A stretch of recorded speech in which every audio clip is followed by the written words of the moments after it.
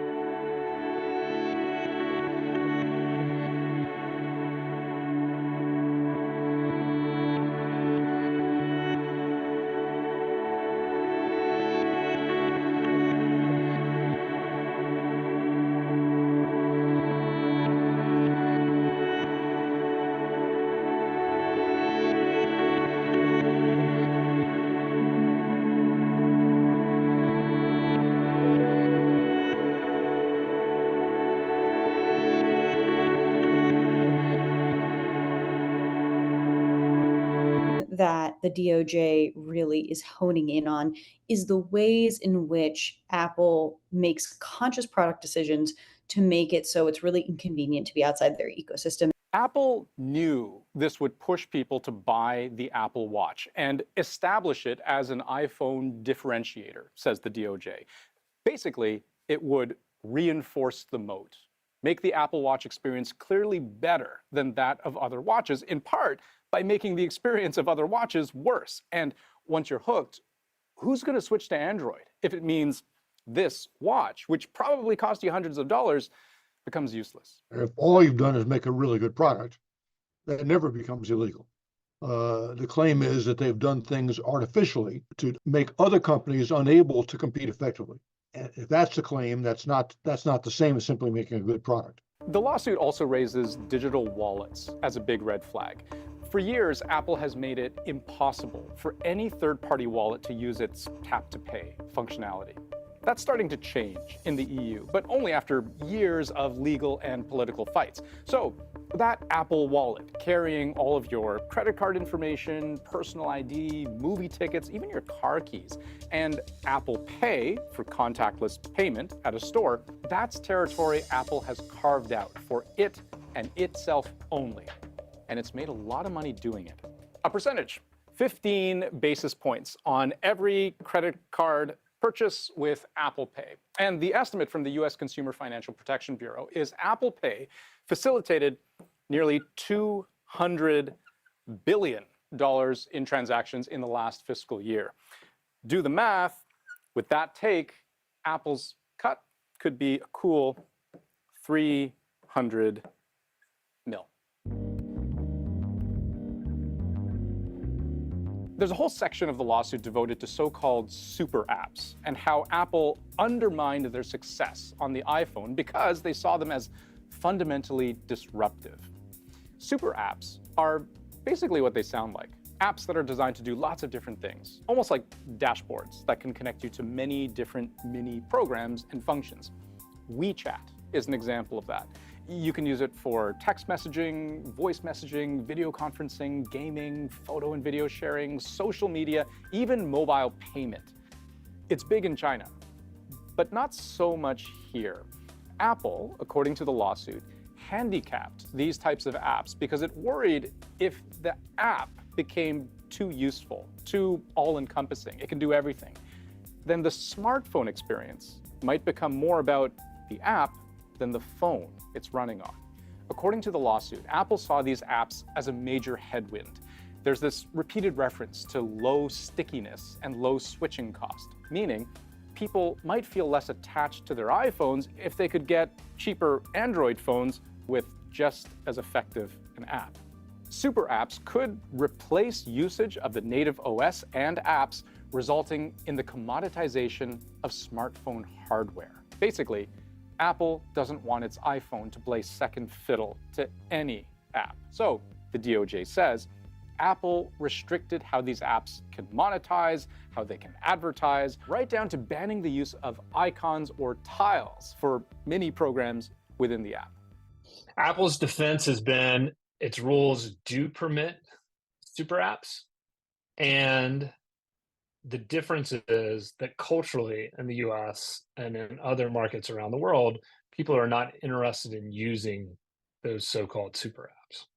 Messaging is another problem area the lawsuit highlights. SMS is old school text messaging. Universal, right? Every phone can do it.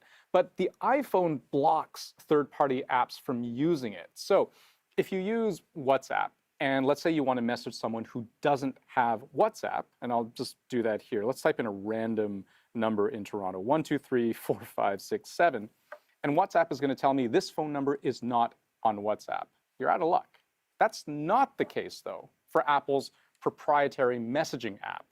It can communicate with anybody as long as you have their phone number. And then there are the green bubbles. More so on the green side of things with Android. We've seen a massive divide there. That's Laquan Hunt. He's a journalist asking Apple's CEO a question about how Android users are treated a bit differently on an iPhone. In Apple's messaging app, your fellow iPhone users appear in blue bubbles. If you're talking to a non-iPhone user, they get green bubbles. And according to the lawsuit, historically, with very limited functionality, conversations not encrypted, no edits on messages, no typing indicators, and videos that are pixelated and grainy. Okay. It's tough, not to make it personal, but I can't send my mom certain videos, or she can't send me certain videos. And so we leave Buy your mom an iPhone. They laughed, but the DOJ didn't.